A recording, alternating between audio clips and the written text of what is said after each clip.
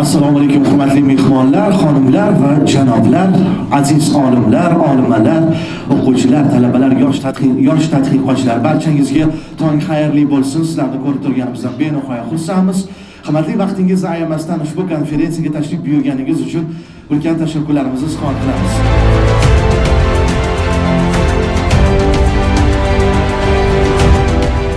O'zbekiston Respublikasi Prezidentining 2022 yil 28 yanvardagi 63-son farmoni bilan tasdiqlangan 2022-2026 yillarga mo'ljallangan yangi O'zbekistonning taraqqiyot strategiyasida 30-maqsadida qishloq xo'jaligini ilmiy asosda intensiv rivojlantirish orqali dehqon va fermerlar daromadini kamida 2 barobarga oshirish, qishloq xo'jaligining yillik o'sishini kamida 5% ga yetkazish va agrar sohada ilm-fan va amaliyot integratsiyasini chuqurlashtirish vazifalari belgilab berilgan.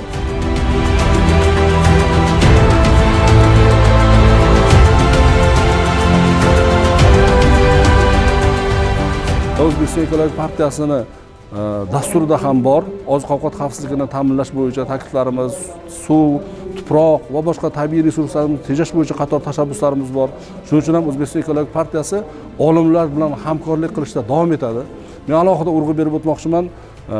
Science and Innovation kompaniyasi bu borada juda ilg'or, o'zini atrofida olimlarni yig'ib, jamlab turli sohalarda, u ekologiya bo'lsin, u qishloq xo'jaligi, oziq-ovqat xavfsizligi turli sohalarda mana shunaqa anjumanlar o'tkazilayotganligi tahsinga sazovor. Fursatdan foydalanib men Science and Innovation kompaniyasi jamoasiga bu kabi anjumanlarni muntazam tashkil qilayotganligi uchun, mana yaqindagina Qashqadaryoda tashkil qilindi, o'tgan haftada Buxoroda tashkil qilindi, keyingi haftada Samarqandda tashkil qilmoqchisizlar. Demak, mamlakatimiz bo'ylab bu kabi anjumanlarni tashkil qilayotganlaringiz olimlarni, yirik sohadagi o'zini bir yetuk olimlarni atroflaringizga jamlayotganlaringiz uchun ham sizlarga O'zbekiston Ekologik partiyasi Markaziy Kengash ijroiya qo'mitasi, O'zbekiston Ekologik partiyasining Oliy Majlisdagi fraksiyasi jamoasi nomidan minnatdorchilik bildiramiz va bu kabi anjumanlar uzoq va bardavom bo'lishi kerak.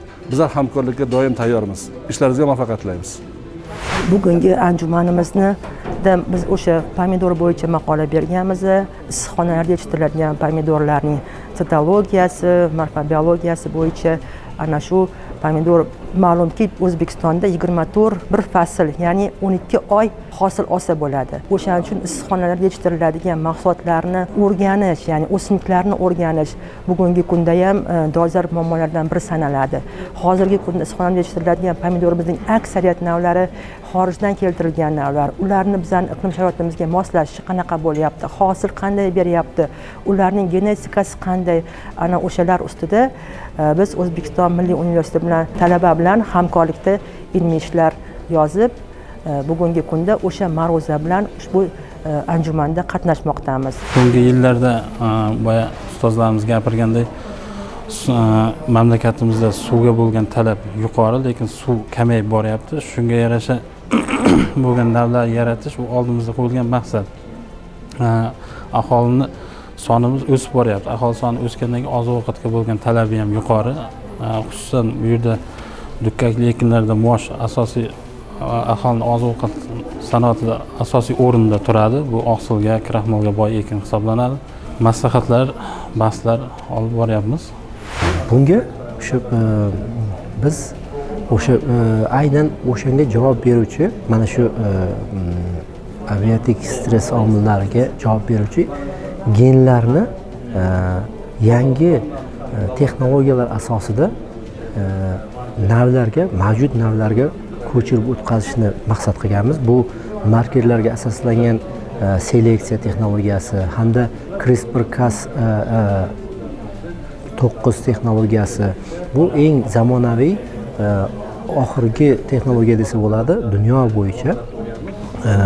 Bunda o'sha genomlar tahrirlanadi, genlar tahrirlanadi va o'sha chidamlilikni bo'g'ib turgan genlar o'chirib qo'yilib, bu chidamli navlar yaratiladi.